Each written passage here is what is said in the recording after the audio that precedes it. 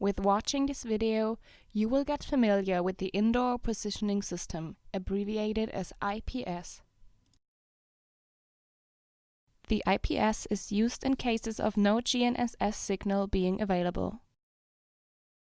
Indoor applications are the main uses. The system provides positioning of moving objects, like a car for example, with a deviation smaller than 5 centimeters.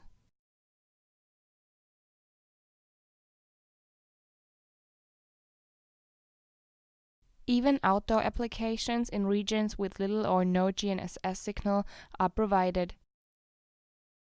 It is only necessary to install an IPS.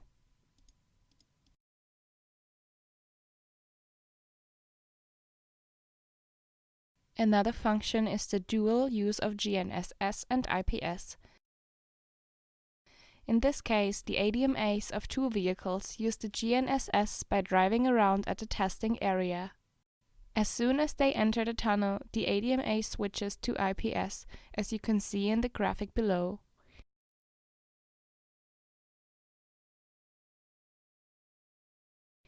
At the exit, the system switches back to GNSS.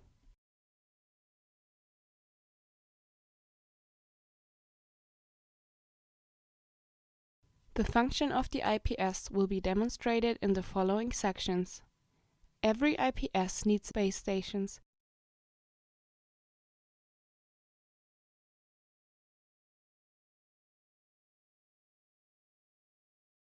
A moving transponder, in our case the car, and a reference transponder. The reference transponder has to be installed in the area between the base stations.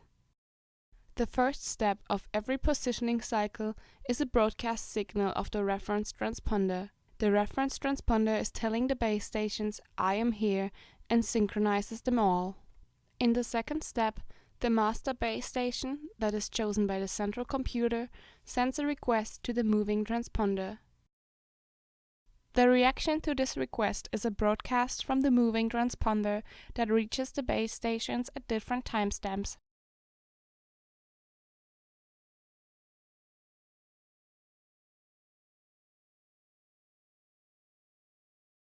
By offsetting the different signal runtimes, the central computer is able to determine the position with an accuracy of 5 centimeters and the velocities.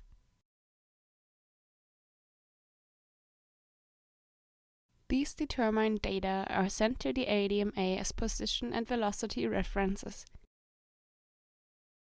As explained earlier, they are combined with the sensor data of the ADMA.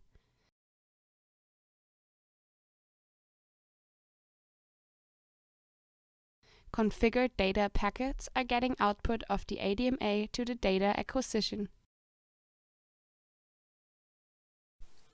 Thanks for watching.